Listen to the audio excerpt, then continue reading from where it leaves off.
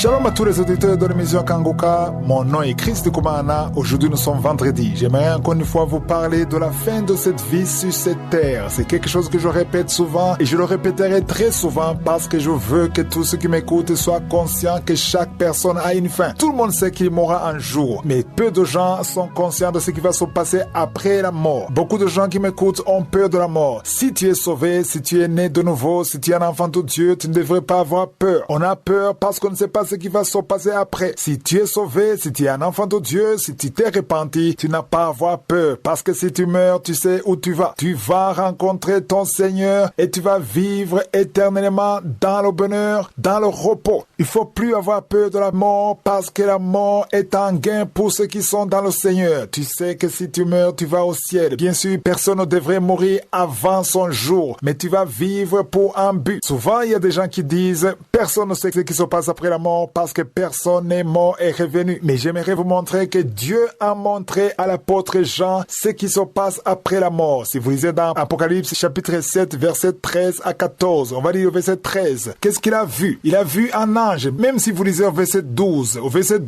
il a entendu les anges qui disaient au verset 12, la louange, la gloire, la sagesse, l'action de grâce, l'honneur, la puissance et la force sont à notre Dieu au siècle des siècles. Mais je suis intéressé par le verset 13, là où l'un des vieillards a pris la parole et a dit, ceux qui sont revêtus de robes blanches, qui sont-ils et d'où sont-ils venus? Ici, c'est l'un des vieillards qui pose la question à Jean. Et Jean lui a répondu, mon Seigneur, tu le sais. Et il lui dit, ce sont ceux qui viennent de la grande tribulation. Ils ont lavé leurs robes et ils les ont blanchis dans le sang de l'agneau. Ici, le vieillard donne l'explication à Jean. Ce qui disait louange, gloire, sagesse, honneur, puissance, ce sont ceux qui viennent de la grande tribulation. La grande tribulation, c'est ce qui va se passer lors du règne de l'Antéchrist. L'Antéchrist va persécuter ceux qui s'attachent à Jésus, ceux qui ne veulent pas accepter son règne, il va les persécuter. Si tu ne veux pas accepter le signe de l'Antéchrist, tu seras persécuté. Et ceux qui seront persécutés seront tués. Parce que la parole de Dieu dit que l'Antéchrist va combattre ceux qui croient en Jésus et il va les tuer. Et ceux qui sont tués, et ils vont ressusciter. Et ce n'est pas seulement eux, ceux qui ont lavé leur robe. Que veut dire laver sa robe? Laver sa robe veut dire se repentir. Toi qui m'écoutes, si tu laves ta robe, ça dit tu purifies ta vie avec le sang de Jésus. On lave sa robe avec le sang de Jésus. Laver sa robe veut dire accepter ce que Jésus a fait sur la croix, te repentir de tes péchés et le sang de Jésus va te purifier. Tu as besoin du sang de Jésus pour te purifier parce qu'on dit que ceux qui ont lavé leur robe, ils les ont blanchis dans le sang de l'agneau. Toi qui m'écoutes ce matin, tu as besoin de te blanchir dans le sang de l'agneau. C'est le sang de l'agneau qui libère, c'est le sang de l'agneau qui donne la vie. Si tu n'es pas blanchi par le sang de l'agneau et si tu meurs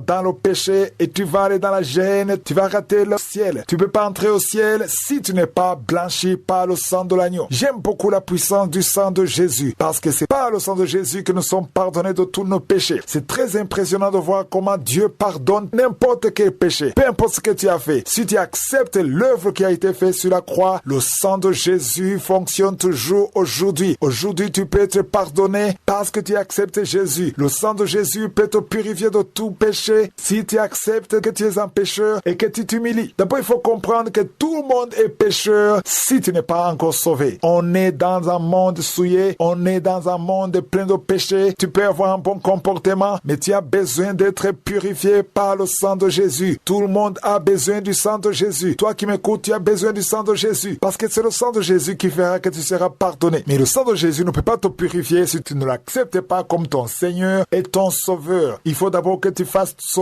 pas d'accepter que tu es pécheur et que tu acceptes ce que Jésus a fait pour toi. Et il faut que tu tournes le dos à tous ceux qui s'attachent à toi dans ce monde. Il y a ceux qui ne veulent pas accepter Jésus parce qu'ils sont dans le plaisir du monde. Souvenez-vous de Moïse. Moïse, il était comme un prince. Il était au palais royal, chez le pharaon. Mais il a tout abandonné. Il a accepté d'être avec ses frères comme esclave parce qu'il savait que le plaisir du palais royal, c'était temporaire. Ne t'attache pas à ce monde parce que le plaisir que tu es en train de vivre maintenant, c'est temporaire. Il faut que tu fasses un pas, tu te détaches de tout ce qui fait plaisir à la chair. Accepte Jésus ce matin et tu seras sauvé. Toi qui vis dans la fornication, toi qui es marié, qui couche avec une autre femme, c'est le moment de te repentir. Même si tu n'es pas dans l'adultère, même si tu n'es pas dans la fornication, mais si tu n'as pas encore accepté Jésus dans ta vie, c'est le moment. Tu ne sais pas quand tu vas quitter ce monde. Il faut que tu fasses ce pas. Peu importe les péchés que tu as commis, menti, que tu sois un voleur, que tu aies menti, tout ce que tu as fait, accepte Jésus aujourd'hui. Prends cette décision, mets-toi à genoux, appelle le Seigneur. Il va venir dans ta vie et tu seras une nouvelle créature. Tout ce qu'il te faut, c'est de confesser. Si tu veux l'assistance d'un serviteur de Dieu, tu peux appeler au plus 257 76 57 79 65. Pour ceux qui résident aux États-Unis ou au Canada, vous pouvez appeler au 613 462 93 52.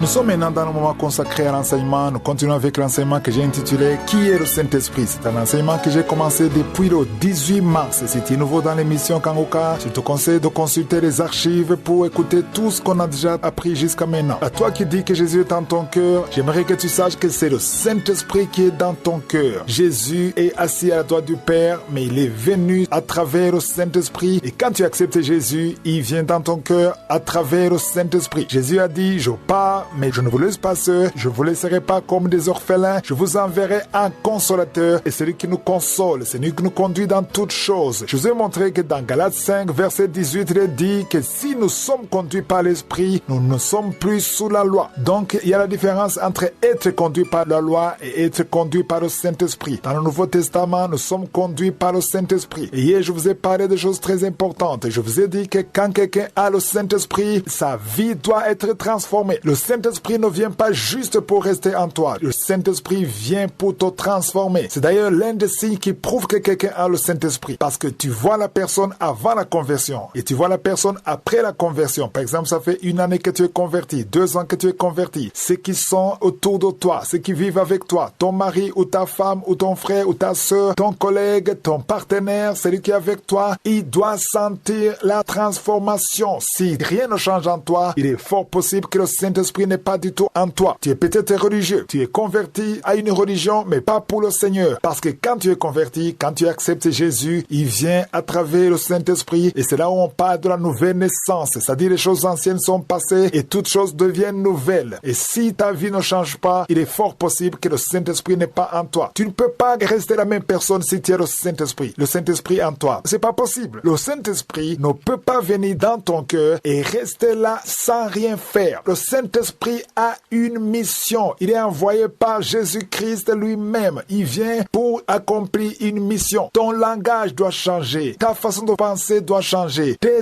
amis proches ne peuvent pas rester les mêmes. Si avant que tu sois converti, tu avais des amis proches où vous parlez des choses sexuelles, des choses du monde, vous parlez des choses impures, et qu'après avoir été converti, tu restes avec les mêmes amis et vous parlez toujours des mêmes choses, ça ne peut pas marcher. Parce que si tu t'approches de ces amis et qu'ils disent les choses que vous disiez avant, le Saint-Esprit en toi te montrera que ce n'est pas ta place. Tu n'auras même pas la paix. Tu n'es plus permis de dire n'importe quoi. Parce que tu es une nouvelle créature. Tu as un maître, un Seigneur qui ne te permet pas de rester dans les saletés, dans les impuretés. Moi, ça m'étonne souvent quand je vois des chrétiens qui se disent nés de nouveau, mais qui restent les mêmes personnes. Tu es toujours dans le même groupe. Les groupes où on partage les photos pornographiques. Le groupe où on parle des choses du monde, des choses impures, des choses qui ne glorifient pas Dieu. Et tu es toujours dans ces groupes. Tu te dis que tu es fidèle à une amitié. Je ne vous demande pas de détester vos anciens amis. Je ne vous demande pas de les haïr. Au contraire, il faut les aimer et prier pour eux. Parce que tu ne peux pas rester dans le même groupe où on dit des choses qui ne glorifient pas Dieu alors que tu es une nouvelle créature. Tu es censé donner gloire à Dieu. C'est pour cela que je vous ai montré dans Apocalypse 3, versets 15 à 16, où il est dit que si tu es chrétien, que Dieu ne veut pas ceux qui sont tièdes. Parce que la parole de Dieu dit au verset 15, Apocalypse 3, verset 15, je sais que tu n'es ni froid, ni bouillant. Et au verset 16, il est dit, et parce que tu es tiède et que tu n'es ni froid, ni bouillant, je te vomirai de ma bouche. Dieu ne veut pas quelqu'un qui est tiède. Si tu es dans le monde, reste dans le monde. Si tu es dans le Seigneur, sois totalement dans le Seigneur. Mais ne sois pas partout. Qu'un pied soit dans l'église et un autre pied dans le monde. C'est ça que Dieu n'aime pas. Mais si vous lisez dans Hébreux 3, verset 7, il est dit, le Saint-Esprit dit clairement, il est dit, c'est pourquoi selon ce que dit le Saint-Esprit, aujourd'hui, si vous entendez sa voix, le verset 8, il est dit, dit, n'endurcissez pas vos cœurs. Il faut pas endurcir ton cœur. Si tu écoutes ces paroles et que tu ne veux pas changer, ça veut dire que tu endurcis ton cœur. Mais si tu ne veux pas endurcir ton cœur, prends la décision de te séparer de tout ce qui ne donne pas gloire à Dieu et prie pour que le Saint-Esprit te donne des personnes qui vont t'aider sur le chemin qui mène au ciel. Tu peux pas être né de nouveau et continuer à aller dans des boîtes de nuit, ça ne peut pas marcher. Le Saint-Esprit te montrera des endroits que tu peux fréquenter et d'autres endroits que tu ne peux pas fréquenter parce que tu n'es plus maître de toi-même. Tu dois dépendre totalement du Saint-Esprit si tu es né de nouveau. Nous parlons des choses très importantes. Si je suis le vœu, je vais continuer à en parler lundi de la semaine prochaine. Je vous rappelle que demain c'est le jour de la prière pour les malades. Passez un excellent week-end.